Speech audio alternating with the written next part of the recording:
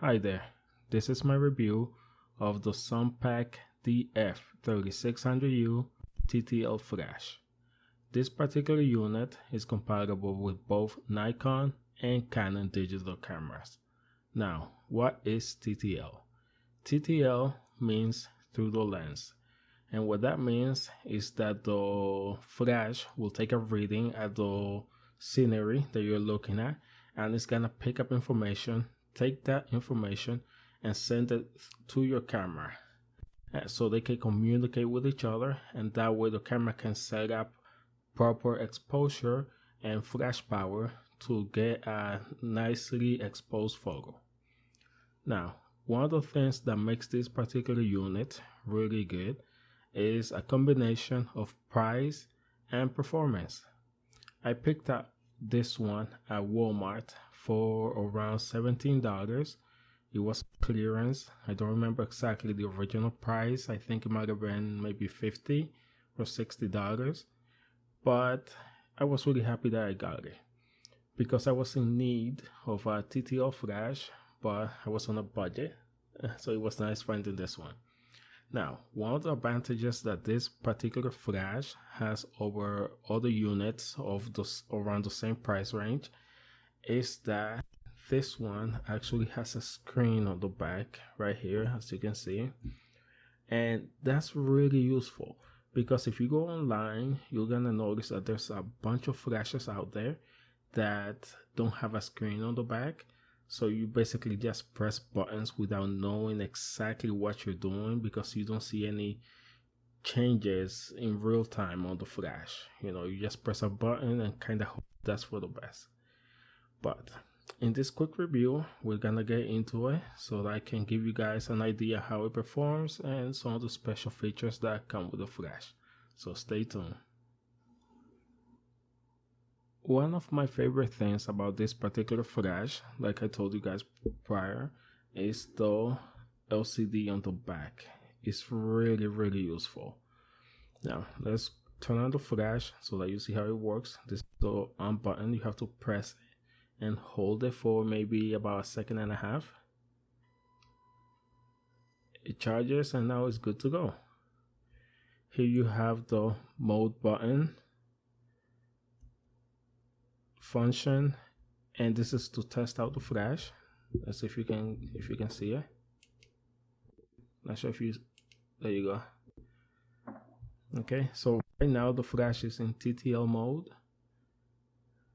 and this right here, I don't know if you guys can see it, where it says 35 millimeters, that is the zoom flash. It's currently on, and what that means is that if you zoom in or out, the flash is actually going to detect the zooming on your field of view, and it's going to adjust so it will know how much power to use to shoot. At the moment it's set to 35 millimeters because I was using my 35 millimeter prime earlier, so that was a focal length it was set onto the flash. But it can go all the way from, I believe, 28 millimeters up to 180 millimeters. You can also turn off the zoom function, but I actually like having it. It's quite useful. This button on top right here is to turn on the LCD. As you can see, that way if it's dark outside, you can see a lot better. There you go. Here's for mode, so that's in manual mode, as you can see right there. That's multi, that's in case you want to control multiple flashes at the same time. And TTL, which is basically auto. I usually keep it always on TTL. That one is iTTL, which is the Nikon for Nikon, but you can also use it on eTTL in case you do have a Canon camera.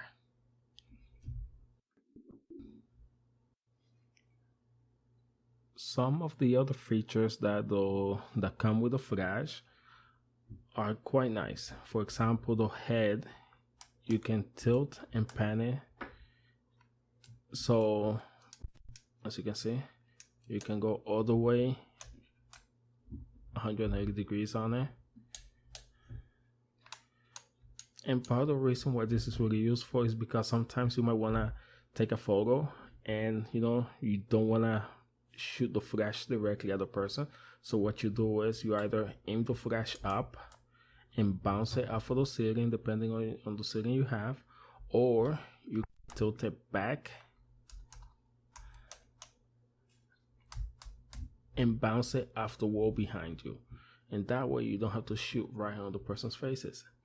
Now, another thing that's pretty cool is that if you're using the flash on TTL mode, okay, so let's say you're using the flash on TTL mode. Let me get it there.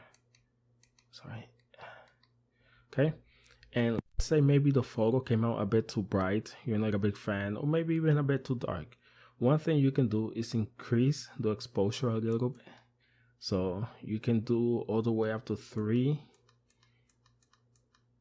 plus or minus exposure. So that comes really handy because that way you can shoot exactly the way you want it and not just let the flash do the work for you. Because sometimes you can be picky, like most things. Another thing that's really awesome about the flash is, in case you have a camera that has a decent burst mode, you can actually shoot up to, I believe, 5 frames per second using the flash, which is pretty awesome, especially again for a price of for a flash of this price. I attached it onto my Nikon D3600, and the flash was able to keep up with the camera pretty well. I was actually very impressed by it.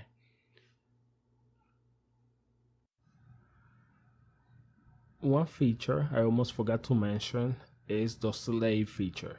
So what it does is that you can take the flash, you can mount it on either on a tripod or use a base like this one so that you can put the flash elsewhere.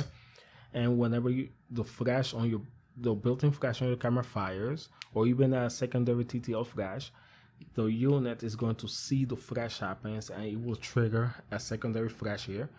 And that way you're gonna have another light source other than, again, the main flash on your camera, the built-in one, or whatever other flash units you're using at the time when shooting.